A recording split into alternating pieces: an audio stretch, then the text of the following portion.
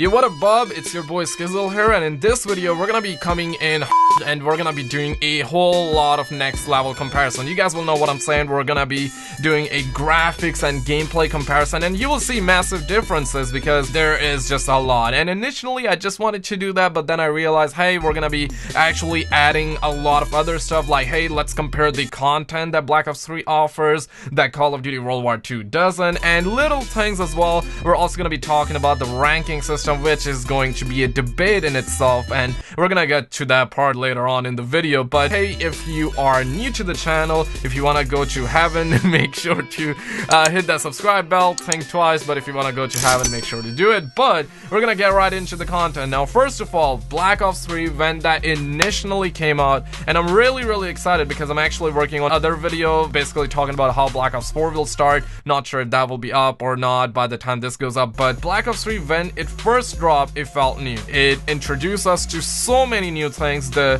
theme, first of all, it was all about the Apothicons, something that we haven't seen before in zombies. A lot of people didn't like it in the beginning, but then it's kind of like grew old and a lot of people started liking. Of course, they presented Shadows Man, Dr. Monty, and the whole storyline was just a banger. Of course, there will be some of you that wouldn't agree with this, and if you don't agree, hey, that's totally alright. Let me know what you guys think in the comments for sure. But what I'm saying here is that Black Ops 3 really felt new. It introduced us to the Easter eggs, the boss fights. That was something that we first got back when we got the Untitled, right? And the Untitled was a banger. It's one of my favorite maps for sure, if not the favorite map in Call of Duty Black Ops 3 alone. But Black Ops 3 introduced us to little Easter eggs. It introduced us to the big ones. It introduced us to the new whole storyline. It also introduced us to the Easter egg boss fight, which is just like huge for sure.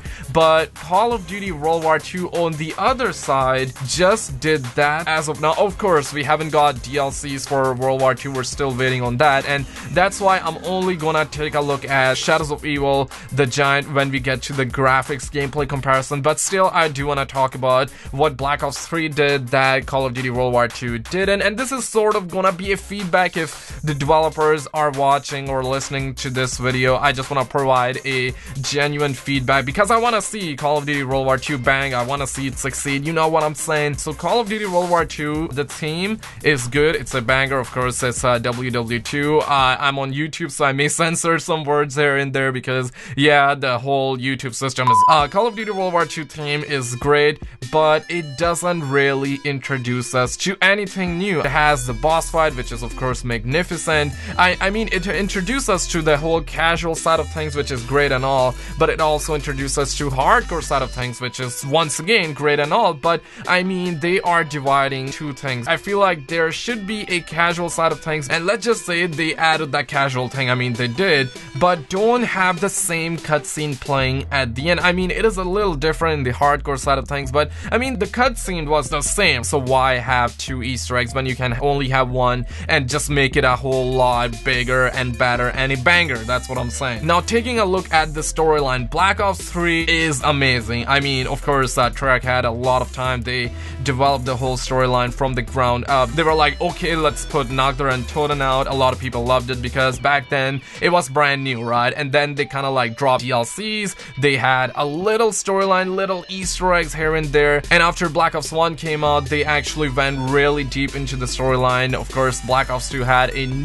whole new character cast. We're talking about the transit crew, which kind of like introduced us to whole new storyline, which was absolutely amazing. But then in Black Ops 3, they went a whole new level, and that was a banger. They introduced us to the whole new zombie storyline, which actually tells you everything about the game. They also concluded the storyline in Revelation, which was absolutely amazing, and I'm dying to see what will happen in Black Ops 4. And like I said, I will have a separate video on that coming very soon, or maybe it's gonna be out by the time this goes up, so check that out on the channel. But Call of Duty WW2 on the other side doesn't really have a storyline that is that detailed. I mean, I'm sure with DLC 1 it's going to be detailed and I cannot wait, but as of right now it requires you digging rather than being on your face, and that's exactly what Black Ops 3 did. It's not like you gotta dig to find the storyline. I mean, you have to some extent. I mean, you really have to in Black Ops 3, so that's kind of true. But what I'm saying here is that Treyarch really did well on the fact that they will let you know the storyline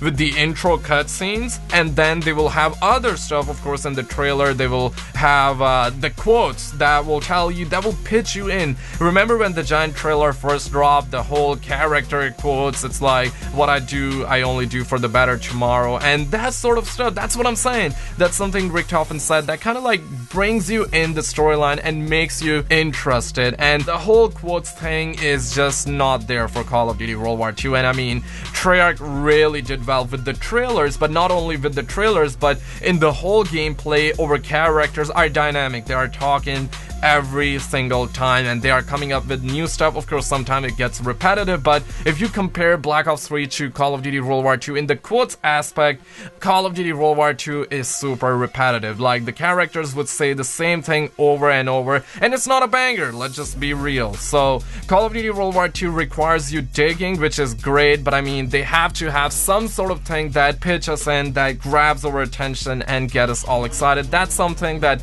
Call of Duty World War II is lacking, but Black Ops 3 is kind of doing that really right. I mean, Treyarch is doing that right, and they also are direct, but at the same time they are not direct. So they do make you want to dig into their storyline, which is great, but they make sure that they help you. They just give you something so you can gravitate towards it, so it makes it kind of rewarding, but Call of Duty World War II doesn't do that. But let's just move on and talk about the ranking system. Now, Black Ops 3 ranking system was so good. It was so rewarding whenever you would play a game, because every time you would play a game, you will get liquid divinium. Now, initially, you would only get 2 liquid divinium per game, then you gotta actually back out and start a new game if you were on that liquid divinium grind, but then Treyarch actually patched that, and basically what happened was that if you get to something like round 30 or 35, you would have 6 liquid divinium, so that was a banger. Or not 6, but maybe like 4 or something like that. But of course, on double liquid divinium weekends,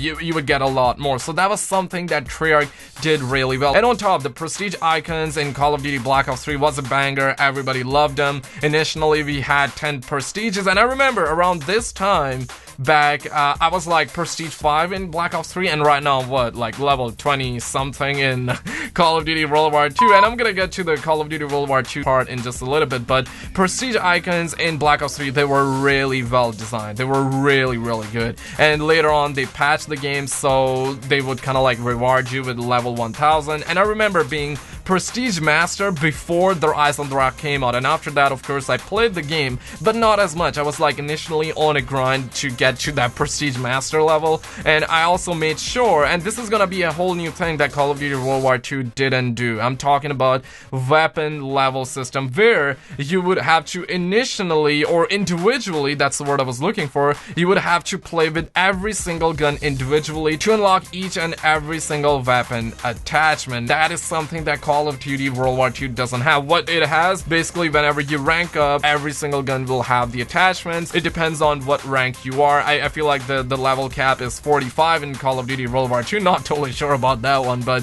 when you get to that, basically you'll have every single gun unlocked in the game. I mean, you already have all the guns unlocked, I feel, but you will get all the guns attachments unlocked, which is not really something good, because it doesn't pull you in the gameplay. It's like you don't even feel like you're grinding anything. It's like you play a game and that's it. You don't feel like there are rewards. But in Black Ops 3, the more you play, the more liquid divinium you will earn. And on top, like I said, there were weapon progression system, there were level and everything like that. And of course, the game was quality. But on the other hand, Call of Duty World War II has a supply drop system, which is still something, I guess, so I would say that for sure. But no one really knows how often you get them, like, and you get very less. Like, once you prestige, I feel like there's a glitch in the system which lets lets you not have any more supply drops. So what's the point even prestiging? But I feel like they will patch it, so I'm not gonna touch that topic too much. But what I'm saying here is that there is not really that much depth when it comes to the ranking system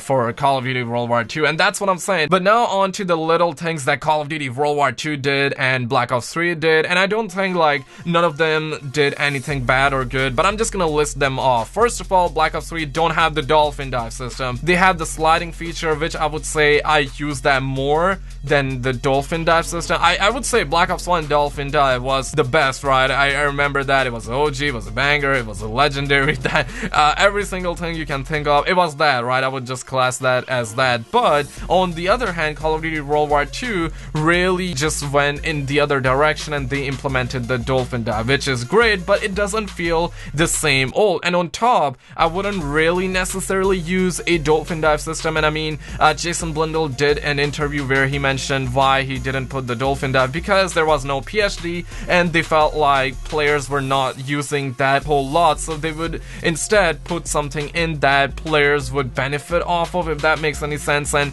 the sliding feature will just make you just go like full bozo. You will get point A to point B real quick. But in Call of Duty World War II, you have the dolphin dive system, which is a realistic one. I would say it's not like a big boom type of dolphin dive you would do in Black Ops 1. It's just like a mini one, and that's good. That's good. But of course, I do find myself using the sliding feature more than the dolphin dive. Let me know what you guys think in the comments below on that one. In terms of perks, I really like the approach of Call of Duty World War II. They made it realistic, right? A little bit realistic for sure. You would put your hand in and get shocked. But what I'm saying here is that that would kind of like waste 2 seconds, and maybe in that time you can actually die. But I really didn't die because of that, because zombies hit you slow in this game, and if you're a smart zombie player, then you can basically go around. So I wouldn't say it was a bad system. I really liked it. And on the other side, Black Ops 3 had perk machine, which was something that we all love for sure. So that there is that. But now on to the graphics and gameplay comparison. Now